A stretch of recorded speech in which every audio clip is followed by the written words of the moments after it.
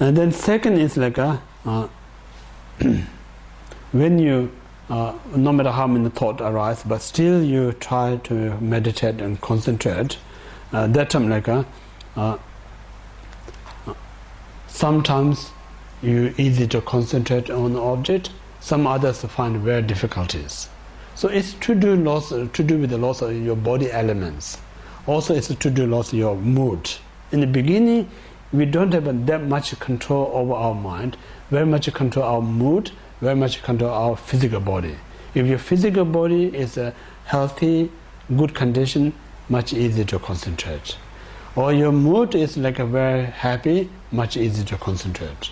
The moment you physical little bit imbalanced element, then very hard to concentrate. Moment your mental mood is not so good, very hard to concentrate. Yeah. So that means like sometimes it kind of comes easy, sometimes it's hard to concentrate. So this second experience, that's one like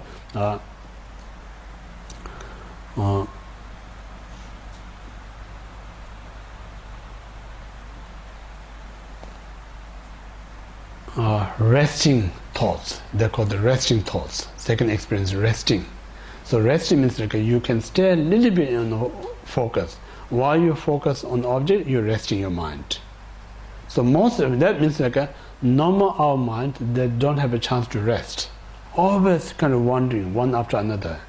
So now we have managed to bring a little bit our mind focus. So that moment we're resting. So experience of resting your mind. And then third is like then again you continues from there meditating. You can stay on object a bit longer than the second one. Yeah, you can stay a bit longer on object. So means like still you get wanderer, but you can stay a bit longer on your what you call the object. So this we call the tired thought. So now you're so tired, wandering, so you want to rest more on the object. So when we not get tired, we don't want to stay. We want to go more outgoing. So when you go more tired of thought, then stay much longer on your meditation. So this experience of tired, your thought. And the fourth is like a continuous, and then you meditate on that.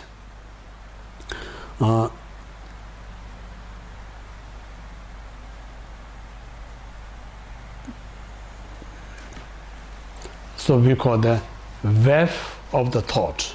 So it means like a wave of the thought means like most of the time you pretty good to concentrate on an object, and then suddenly this thought comes out and get distracted. Now you're less distracted, more concentrated. Like almost like when you go to the what you call the Bay Area, most of it's calm.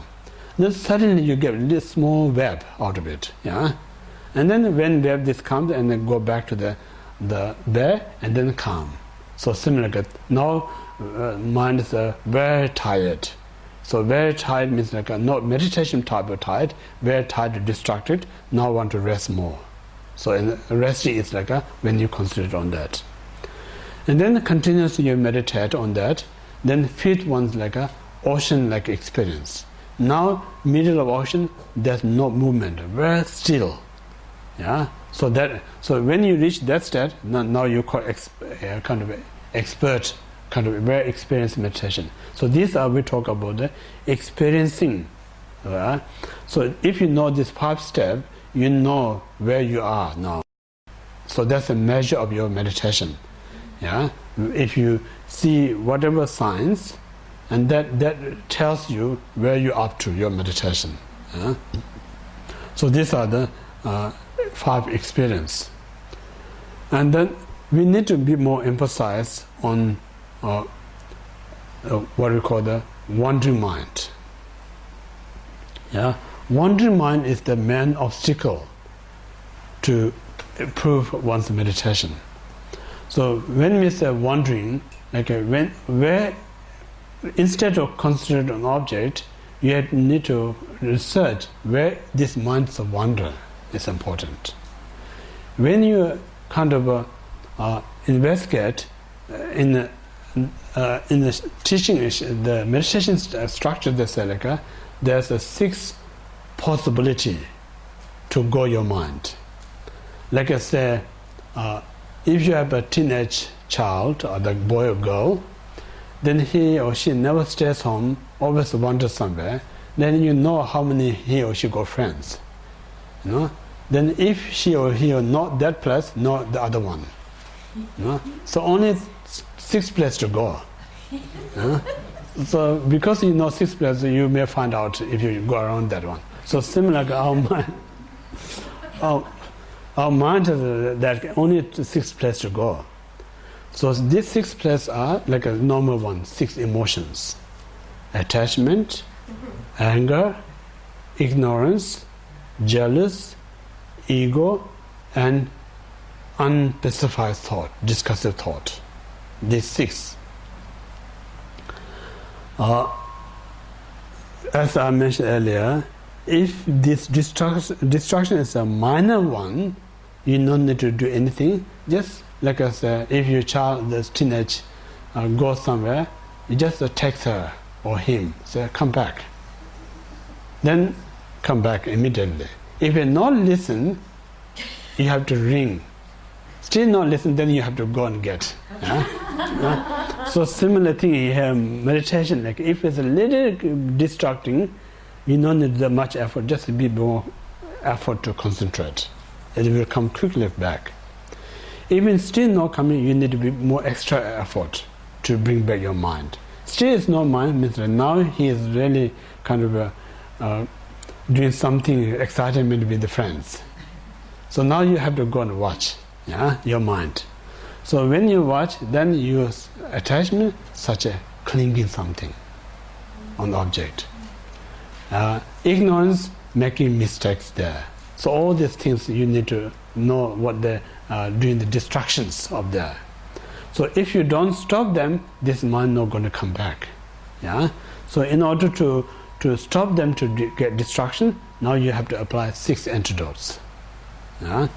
So 6 antidotes are like go through like a briefly. If you go through, say first like a attachment. Depends where what kind of if you attachment the person you love, like think about many ways, just normal like the kind of partner kind of attachment, love, husband, wife, or boyfriend, girlfriend. Then object, you mind got that object, person as a desire, then you think that's a skeleton. If you just apply the skeleton, then your desire not going to be that person. It's easy to bring your mind back. Skeleton, the bone. Just think about the bone, the person. Then you're not going to have a desire, that mind. And then second, if you attachment is like to that person, you have to apply like impermanence, because this being not going to be forever. So attachment causes me suffering. So in that impermanence is also good. So apply impermanence, a skeleton, that helps you to not to cling on there, and then your mind bring back to the object. That's one way to talk. Now second is ignorance. In order to understand ignorance, then we need to know interdependent origination is important.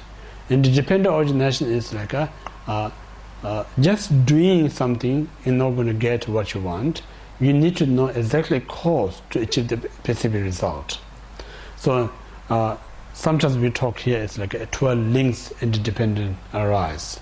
So 12 links interdependent arise, like talking about how human start and how we live and how we go to the next life. We talk about 3 lives here. Interdependent origination is talking about 3 lives: past life, present life, and the future lives. So how to describe the past, the present, future life is like the previous life, we grasping to self.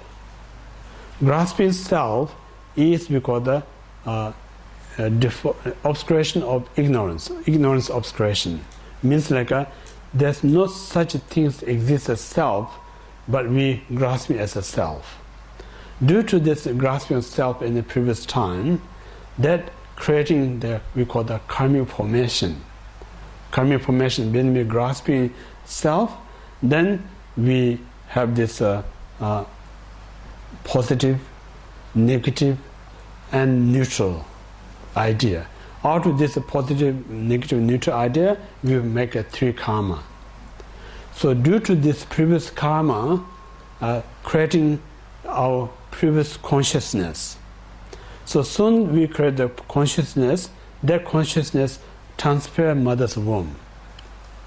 Before we transfer mother's womb, we already create the karma, past life. So default in the karma is past life, they create the consciousness, now consciousness choosing, looking for the right form. So whatever karmic provide that consciousness, that mind go to the chest. Like I'm talking about like an animal, we talk about so smart, whatever they do things. But the reality, they don't have intelligence what we have, planning. That's instinct.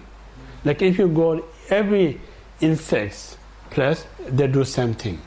Every bird place you go, they do same things.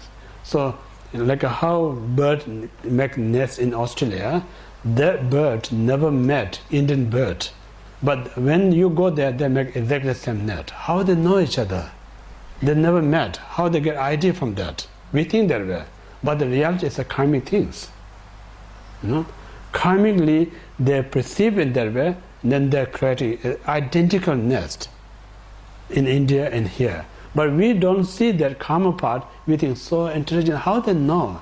We see same nest in Australia. Indian bird also make the same nest. How they know each other, kind of, where they get the idea. So we so much physical research. Physical research, you're not going to find the reality. It's a karmic things. Yeah.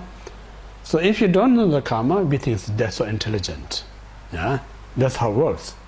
And then, like I say, whales live in Antarctica, and then they migrate. We said they're so intelligent. Almost we think they're planning, but the reality is a karmic. They're karmically, they just force their go in that place to find the food, and karmically they're forced to go somewhere else to breathe. Oh, it's a karma, you know. So in this way, the karmically we design the consciousness, and then consciousness is actually not smart. Choose the right parents. So that's after that it's a past life. So moment we conceive in the mother's life, now it starts this life. So in this life, according to your mental state, we create our own body. Yeah? According to your mind, that's what we say, if you such an anger person in the past life, that consciousness produces a very unattractive body in this life. If you're really patient, a kind person, that consciousness creates a very attractive body. So mother don't have a power to make her attractive or unattractive. If a mother has the power to create baby bodies attractive, then we all should be attractive person, you know. No one parents wanted to be unattractive child, you know.